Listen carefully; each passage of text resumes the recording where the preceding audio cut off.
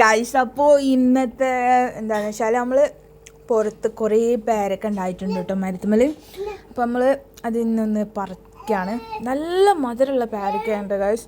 അപ്പോൾ കുട്ടൂസും ഉപ്പി ഞാനും കൂടെയാണ് പുറത്ത് പോയി പറിക്കാൻ. ഗൈസ് നോക്കി ഇത്രക്ക് കിട്ടിയെന്ന് കേട്ടോ നമ്മൾ. ഇത് ഒരു എന്താ പറയുക, ഒരു മഞ്ഞ കളറിലാണ് പുറം ഭാഗം വരുന്നത് കേട്ടോ. എനിക്ക് ഇതൊക്കെ ചെനച്ച് നിൽക്കുകയാണ് കേട്ടോ.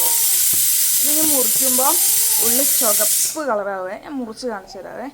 നല്ല ചുവപ്പ് കളറായിട്ടാണ്.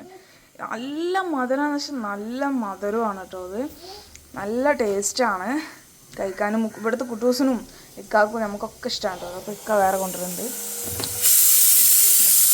നമുക്കിത് ജ്യൂസും അടിക്കാം. എൻ്റെ കുക്കർ ശല്യപ്പെടുത്താണ് ഗൈസ്.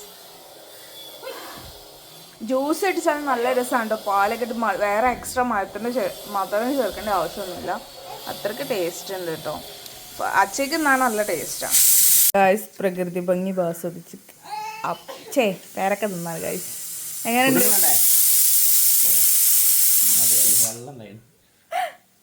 വെള്ളം ഇറങ്ങിയാണല്ലോ ഗൈസ്. അപ്പം ഇനി നമുക്ക് ബാക്കിയൊക്കെ മുറിച്ച് നോക്കാം. അല്ലേ കുട്ടൂച്ചേ? കുട്ടൂച്ചിന് ഇഷ്ടമല്ലേ? ഓന് വാപ്പക്കുട്ടിയാ.